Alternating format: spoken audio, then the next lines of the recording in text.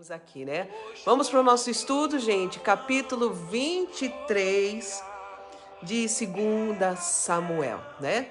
Então aqui estamos acabando, gente. Amanhã acabamos o 2 Samuel.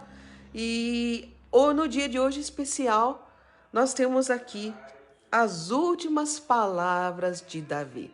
O que será que Davi tem a dizer em suas últimas palavras? Alguém que vivenciou tantas coisas, tantos episódios na vida dele, tantas maravilhas, tantas guerras que ele vivenciou, tantas coisas que ele passou na família dele. Então aqui vamos ouvir, no dia de hoje, no capítulo 23, as últimas palavras do rei Davi. Vamos ver o que ele diz-nos hoje?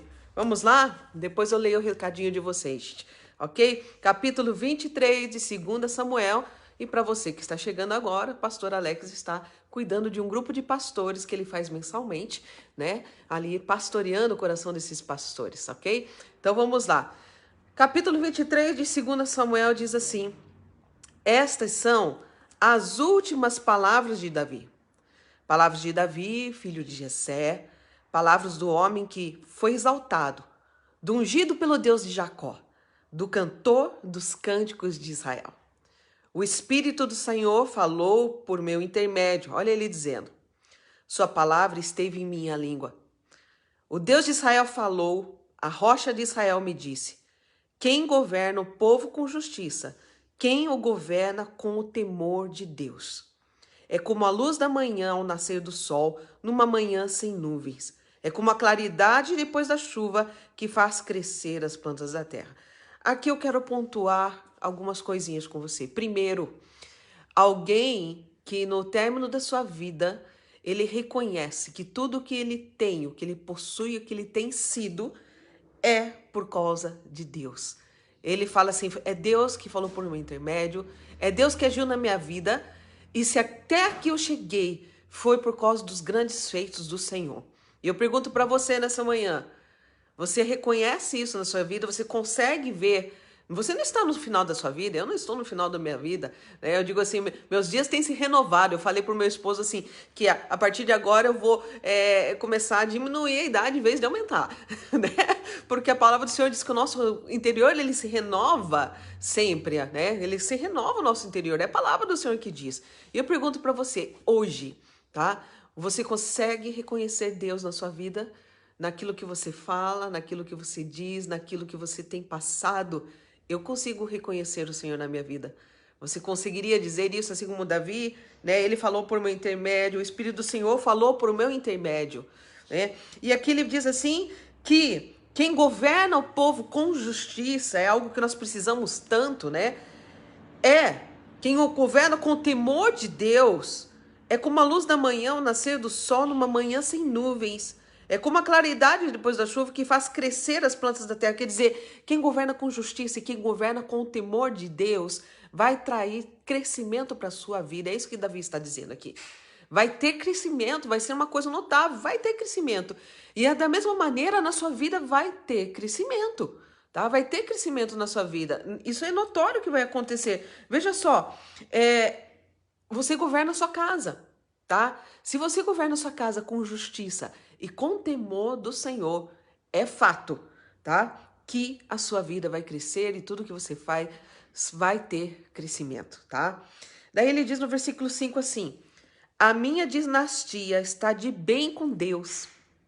Ele fez uma aliança eterna comigo, firmada e garantida em todos os aspectos.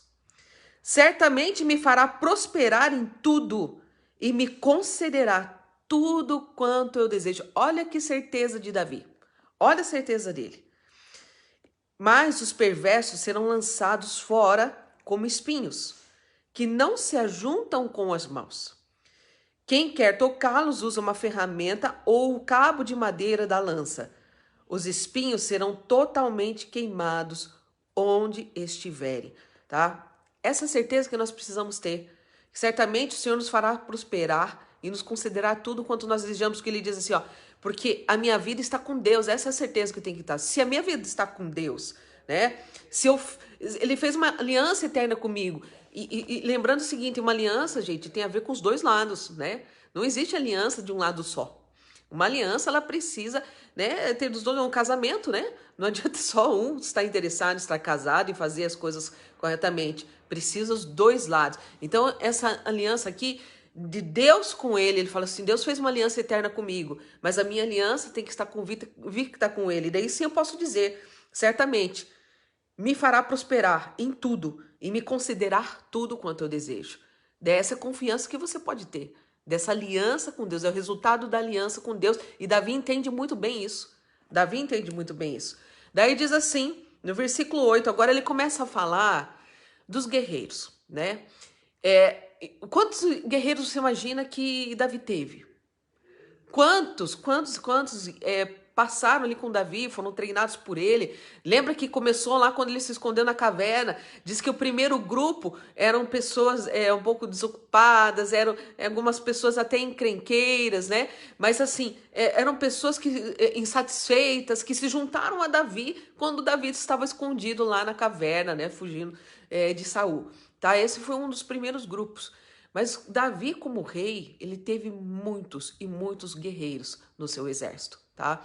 Agora aqui, no final da vida dele, ele vem falar e vai se destacar aqui no texto alguns guerreiros, tá? Então diz assim, versículo 8. Esses são os nomes dos principais guerreiros de Davi. E eu quero que você aprenda algumas coisas aqui conosco.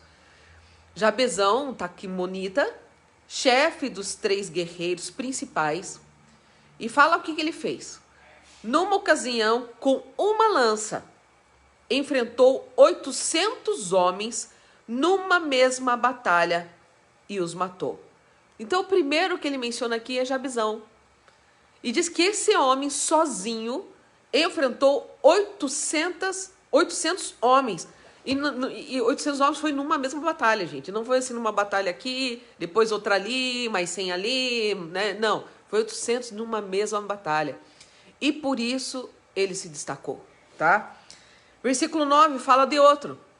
Depois dele, Eleazar, filho de Aiodá Dodô. Ele era um dos 3 principais guerreiros. E esteve com Davi quando os filisteus se reuniram em Pas-damim para a batalha. Você sabe como os filisteus eram um povo aqui, né? Muito forte, né? Eles tinham carro de ferros, assim, era algo assim tremendo, né, que eles tinham. Daí aqui diz que os israelitas recuaram, mas ele manteve a sua posição e feriu os filisteus até a sua mão ficar dormente e grudar na espada. O Senhor concedeu uma grande vitória a Israel naquele dia. E o exército voltou para onde Eleazar estava, mas somente para saquear os mortos. Então aqui, gente, falando agora de Eleazar, tá? Então assim, enquanto todos os israelitas recuaram aqui, perante esse pessoal aqui dos filisteus, Eleazar fala aqui, ó, manteve a sua posição e feriu os filisteus. Até quando? Até a sua mão ficar dormente e grudada na espada. Você consegue imaginar isso, gente? Alguém lutar tanto, né, com a sua espada em mãos, que depois não consegue soltar ela, porque ela ficou grudada, né? Imagina assim, não sei se você já segurou algo por muito tempo, assim, que depois ficou até difícil de abrir as mãos, assim, acontece isso, né? Agora imagina alguém que está lutando uma guerra, tá? Então, assim, o que eu quero chamar a tua atenção aqui? Sobre a palavra que diz, manteve a sua posição. É isso que fazia com que esses soldados aqui, esses guerreiros se destacassem, em se manter a sua posição. E aqui está bem claro, enquanto uns recuam, esse manteve a sua posição. Então, assim, não é daquele que foge, né? Não é aquele que sai da sua posição. E o Senhor está nos chamando para que mantenha a sua posição.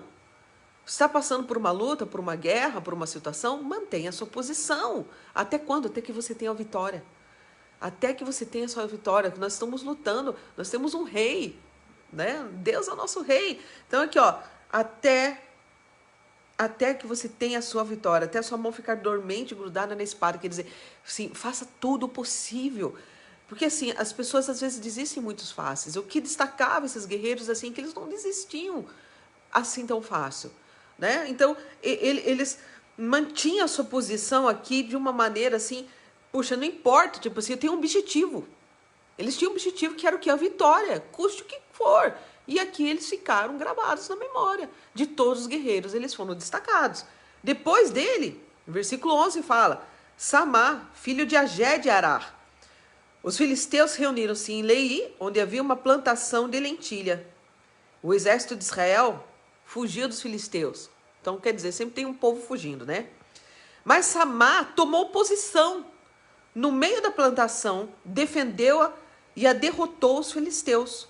O Senhor concedeu-lhe uma grande vitória. Então, veja o seguinte, gente, que quando você toma posição, parece que Deus assim, puxa, eu vou mandar vitória. Porque se posicionou. Porque você veja assim, poxa, tá todo mundo fugindo, né? Poxa, tá todo mundo saindo. Tipo assim, não tem ninguém comigo, entendeu? Mas quando você toma posição, não, eu tomo uma posição, daí parece que aquela coisa assim, Deus vem e abençoa. Vem e traz a vitória. É isso que estava acontecendo, é isso que aconteceu com esses 3 guerreiros. Tá? Não foi diferente aqui. E se veja que ali no versículo 10, quando fala do Eleazar, eu esqueci de comentar algo, diz que o exército de Israel, né, depois voltou. Aqueles mesmo que recuaram, depois voltaram. Mas voltaram para quê? Somente para saquear os mortos. Né? Eles voltaram somente para se beneficiar daquilo que Eleazar tinha feito. Então, gente, assim, olha a importância de você tomar posição. Falou assim, Deus, estou tomando posição aqui, ó. Essa guerra aqui é nossa, Deus. Né? É nossa, porque o Senhor está comigo. O Senhor é o general. Eu estou nessa guerra aqui, eu sei que o Senhor me dará a vitória. Então não importa quantos que eu tenho junto comigo. Não importa quantos já me deixaram, né? Se eu já não tenho mais apoio das pessoas, coisa assim. Tipo assim, se é uma guerra que o Senhor está com você, você vai sair vitorioso. E por isso esses guerreiros se destacaram. Versículo 13 diz assim, durante a colheita, 3 chefes do batalhão dos 30 foram encontrar Davi na caverna de Adulão, enquanto um grupo de filisteus acampava no vale de Refaim. Estando Davi nessa fortaleza e o destacamento filisteu em Belém, Davi expressou este desejo. Ele expressou um desejo. Quem me dera me trouxessem água da cisterna da porta de Belém. Então, aqueles 3 atravessaram o acampamento filisteu, tiraram água da cisterna e a trouxeram a Davi. Mas ele se recusou a beber. Em vez disso, derramou-a como oferta ao Senhor e disse, o Senhor me livre de beber desta água. Seria como beber o sangue dos que arriscaram a vida para trazê-la. E Davi não bebeu daquela água. Foram esses os feitos dos 3 principais guerreiros. Então aqui, gente, está acontecendo o fato que Davi ali expressou dizer, puxa, quem me dera beber, não sei o que essa água tinha, talvez um pouco mais gostosa, não sei, fresca, o que era, mas assim, ele desejou beber essa água. Quando ele manifesta esse desejo de beber a água, aqueles guerreiros prontamente falam assim, não, vamos satisfazer o desejo do rei. E para isso, eles ali passam pelo meio do destacamento filisteu, gente. Quer dizer, eles colocaram a vida deles em risco, tá? Quer dizer, claro que foi um feito nobre, né? Mas assim, foi muito arriscado, né? Porque em nenhum momento o Davi pediu, vão lá, busque. Mas quando o Davi viu esse ato de bravura e viu assim ao risco que eles se submeteram, ele falou assim, puxa, eu não sou merecedor de tomar essa água que poderia ter custado a vida desses guerreiros. Então ali ele oferece aquela água como oferta ao Senhor. Ele falou assim, puxa, eu não posso tomar isso, porque falei assim, isso aqui custou muito, foi mais do que uma água, foi mais do que um desejo satisfeito. Isso daqui poderia ter custado a vida deles. Né? Eu falei assim, puxa, claro que eu imagino que ele louvou a atitude deles ali, mas ele falou assim, puxa, até um pouco, né, consequente, porque eles se colocaram em perigo de vida. Ele falou assim, não, isso daqui não pode ser para mim. Isso aqui tem que ser uma oferta ao Senhor, porque poderia ter custado a vida deles, tá? Então esse aqui foi o episódio, assim, da caverna de Adulão, quando Davi desejou beber dessa água. Depois diz assim, no versículo 18, Abisai, irmão de Joabe, filho de Zeruia, era o chefe do batalhão dos 30. Certa ocasião, com sua lança, matou 300 homens, tornando-se tão famoso quanto os 3. Foi mais honrado que o batalhão dos 30 e tornou-se o chefe deles, mas nunca igualou-se aos 3 principais guerreiros. Benaia, filho de Joiada, era um corajoso soldado de Bezeel que realizou grandes feitos. Matou 2 dos melhores guerreiros de Moabe e num dia de neve desceu num buraco e matou um leão. Também matou um egípcio de grande estatura. O egípcio tinha na mão uma lança e Benaia o enfrentou com um cajado. Arrancou a lança da mão do egípcio e com ela o matou. Esses foram os grandes feitos de Benaia, filho de Joiada, que também teve fama como os 3 principais guerreiros de Davi. Foi mais honrado do que qualquer dos 30, mas nunca igualou-se aos 3. E Davi lhe deu o comando da sua guarda pessoal.